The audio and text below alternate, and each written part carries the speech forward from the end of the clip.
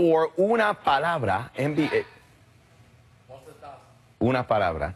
NBA Free Agency Edition. And for that, we bring in our guy, Jorge Sedano. We pulled him away from the tables there in Vegas. He is covering the NBA Summer League. George, let's start with the biggest news of all. Give me your palabra for LeBron in a Lakers uniform. Easy. Showtime, baby. LeBron brings Showtime back to the Lakers. The show is back in town. And here's the thing, man. If you look at LeBron, it's an amazing final chapter for his career. You're talking about the greatest player in the game right now, playing for the crown jewel of the NBA and the Los Angeles Lakers. And I know what you're saying, Boston fan. You're saying, well, we got more titles. That doesn't matter in this situation. The Lakers are the Yankees. They create the most buzz. LeBron's the best player. He creates the most buzz. A marriage made in heaven, much like his marriage to Magic Johnson. Now, I spoke to Magic Johnson 18 months ago, and I asked him before, I said, who did you talk to before taking this Lakers job? And he said, I spent a week with Pat Riley, picking his brain on everything as far as running an organization, from the training to the nutrition to how to handle free agents, et cetera, et cetera. So that's something familiar to LeBron. LeBron will recognize some of the stuff with the Lakers. But the difference is this.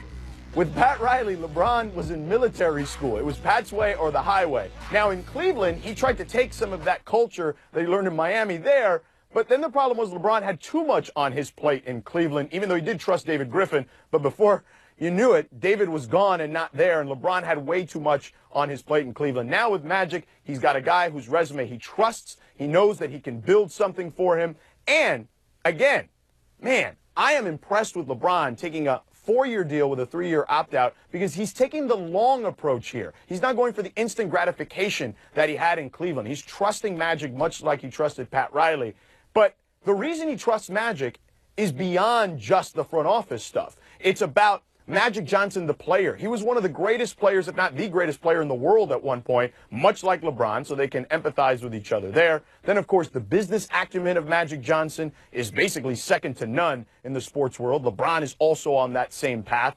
And then, of course, the civil duties, the social issues. They have similar stances, and I think LeBron respects Magic for all those reasons. And for all those reasons, guys will eventually flock to L.A. to play with LeBron and the Lakers again. They're a viable option. Showtime is back. That is also, Jorge, the patience factor we were talking about earlier. LeBron understands that But he can't be too patient. He can't. He needs some time. This team needs a little bit of time. All right. Yeah, you can't do it overnight, but we'll see. All right, moving on. Now to the guy that everyone thought would be a Laker, but is actually with the Oklahoma City Thunder. Jorge, una palabra for Paul George, staying in OKC. My una palabra for Paul George staying in OKC is comfortable. He felt comfortable there. This notion that Paul George was an L.A. kid and he wanted to be back in L.A., I think, look, maybe part of him did dream of being in L.A. last year and being part of the Lakers, but there's a number of things at play here. Let's start with where Paul George grew up, Palmdale. Palmdale is not Los Angeles. Palmdale is miles and miles and miles north of Los Angeles. It's a small town feel, much like Paul George had in Indiana, much like Paul George has in Oklahoma City. Then there's the other aspect of this. Aaron Mintz, his agent, is the agent for Julius Randle, who may have felt a little shunned by the Lakers. Also, the agent of D'Angelo Russell, who was traded by the Lakers. Now, I'm not saying that that's exactly what happened, and that's why he was enticed to not sign with the Lakers, but I did find it strange he didn't even meet with Magic Johnson. But clearly, he felt comfortable with Sam Presti, who, in my mind, is still one of the best GMs in this league. Very few guys have drafted as well as him in his career, and they're able to land a big fish to play with Russell Westbrook. And look, if they find the right complementary pieces around them, that's a team that's going to compete in the Western Conference for the next several years. It's a great move for Paul. It's a great move for OKC. And you know what? He's comfortable, and they're comfortable. Good for him. And, after I moved to L.A. and LeBron, you can't have all this star power coming into L.A. I'm very disappointed in Paul George. Why? Very disappointed. I'll tell you later. Good for you, Paul. Don't let him bully you around. All right, let's move along. Another name swirling around the Lakers now is Blazers Damian Lillard. We talked about it earlier in the show. George, your palabra for Lillard buzz around the Lakers. My una palabra for Damian Lillard and the buzz around the Lakers is consolation. And look, I would love to be a GM and have the consolation prize be Damian Lillard. But to me, this is about the Lakers may be coming to the realization that maybe they can't get Kawhi Leonard. Maybe they're not going to be able to land him. So who's the next best player out there that they could land that can make a huge impact and help LeBron James along? Well, they have kind of an issue at point guard right now with Lonzo Ball. We don't know what he is yet. And Rajon Rondo, who's more of a backup at this stage of his career. Damian Lillard solves that problem, right? If you trade Lonzo in a package for Damian Lillard, all of a sudden you got Dame time in L.A. with Bron and Showtime. Man, it makes all the sense in the world. I would love it. I think he's one of the best players in the league. I think he was a top 5 MVP candidate this year. It would be a huge coup for the Lakers. But in essence, it's still a consolation prize because the guy they want is Kawhi Leonard. Now, George always tries to tell us that Damian Lillard is the guy. Top 5? Superstar. NBA big guy, Damian Lillard. He's not. All right, the move that took the NBA by surprise, right, Jorge, your palabra for the Warriors adding Boogie Cousins. My una palabra for DeMarcus Cousins joining the Warriors, smart. And not for the reasons you may think. Clearly, it's smart for the Warriors to add a guy like Boogie Cousins to the mix. You're talking about a guy who's a top 10 or 15 player in the league. But I'm talking about for DeMarcus Cousins, and here's why.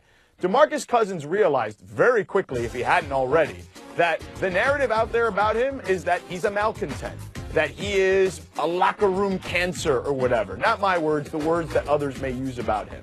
So when he didn't get the significant offers he was seeking in free agency, he was self-aware enough to realize I need not only rehab for my body, clearly at this point, but I need rehab for my image. And where's the best place to do that? A place that has an established culture, a place that has established veterans, a place that has a championship culture. And that's the Golden State Warriors. If DeMarcus Cousins can't fit in with the Warriors, then he's never going to fit in anywhere. So if he goes to the Warriors, as he's doing now, and does his job, which is plays a role, comes back, fills the void that they need as far as the big man is concerned, and is just a good locker room guy and a good teammate, he's going to reap more benefits next offseason than if he would have just gone anywhere else and put up 26 and 10, because everyone knows that he can put up 26 and 10 when he's right and he's getting the touches. This, to me, is a much bigger deal. It's the most adult move that DeMarcus Cousins could have ever made. I think it's brilliant. I've become a huge Boogie Cousins fan because of this particular move, because he's become self-aware. Good locker room guy and DeMarcus Cousins. It's not the best fit. We'll see. And the Pelicans look great without him in the playoffs as well. So we'll see if it works out for him. I hope so. One more for you, George. The most uncertain situation in the NBA, your palabra for Kawhi Leonard's future. My una palabra for Kawhi Leonard's future is bumpy, because there's some turbulence coming because we don't know what's happening. Here's the thing. We all know that Kawhi feels disrespected by the San Antonio Spurs, whether it's Greg Popovich or Manu Ginobili or Tony Parker's comments. Clearly, he feels disrespected. Then, more importantly, there's the misdiagnosis. Not once, but twice, because he's had a wrist injury that he felt was misdiagnosed, and then obviously this leg/quad injury that he feels was misdiagnosed. Then there's the notion potentially that the endorsement stuff, the sneaker deal, that he needs to feel like he's going to be in a bigger market to kind of capitalize on that. Now, I don't necessarily buy that as much because I think his personality is the bigger impediment there than anything else. He's kind of a quiet guy. We don't really know who he is. He's not necessarily partaking in social media, but I think it's going to be bumpy for all those reasons. But here's one caveat and one saving grace if you're a Spurs fan. Greg Popovich is the head coach of Team USA. Kawhi Leonard is scheduled to play on Team USA. They're also scheduled to meet here, that Team USA group here, to kind of embark on their next journey. That's one last shot for Popovich and Kawhi to try to get on the same page. If that passes and nothing happens and they're still at an impasse, then you know what? It's going to be an even bumpier ride for Spurs fans. All right. Good stuff. We covered a lot of the NBA. I thought the season was over. It's bananas. He's in Vegas. I know. Get back to the studio. He was in L.A. Come on. And then he was in Vegas. The guy is a jet setter. All right. Thanks, George. We will talk to you. We'll see you very soon. Have a good time. League sources told ESPN that the two-time All-NBA forward wants out of San Antonio with a preference to be traded to the Lakers. Leonard had grown frustrated with how the organization handled his quad injury and feels the franchise turned on him once he sought a second opinion. 4 days later, Leonard met with Greg Popovich out in San Diego with hopes to discuss the issues that have caused their rocky relationship. Leonard had told confidants that he did not want to sit down with Pop, and he had been purposely difficult for the Spurs to reach. All this time, Kawhi had made it known that he prefers to go to the Lakers, and well, the Spurs weren't having any of that. On June 21st, San Antonio shut the door on Los Angeles during a call regarding a trade for Leonard. However, negotiations did reopen and continue. Then July 1st, while LeBron James agreed to a 4-year, $154 million deal with L.A., Leonard's focus remained unchanged. That, according to our agent, Wojnarowski, he wants to wear the purple and gold and join the Lakers. Leonard could be a free agent after next season. Stephen A. Smith joining us now right off the First Take special. Stephen A., with each passing day, what's the likelihood Kawhi Leonard will still be a Spur when the season begins? Well, I still think it's 50-50. First of all, the San Antonio Spurs are not inclined to do business with the Los Angeles Lakers. We know the only reason this is a consideration is because Kawhi Leonard looked Greg Popovich in the face, told him he wants to be out, he wants to leave San Antonio, and obviously the word is leaked to everybody. Everybody and their grandmother knows he wants out of San Antonio so he can go to the Los Angeles Lakers. More importantly, the other teams in the league know he wants to be there, and as a result, he would just be a one-year rental. And considering how valuable of an asset he is, to have to give up so much just to get a one-year rental is not something most teams are inclined to do. As a result, forcing San Antonio to do business with the Lakers or pretty much no one else. It's also putting Magic Johnson in the sweet position of diminishing the level of urgency there is to acquiring Kawhi Leonard, because if he doesn't acquire Kawhi Leonard now, he's of the belief that Kawhi Leonard ultimately will come there next summer.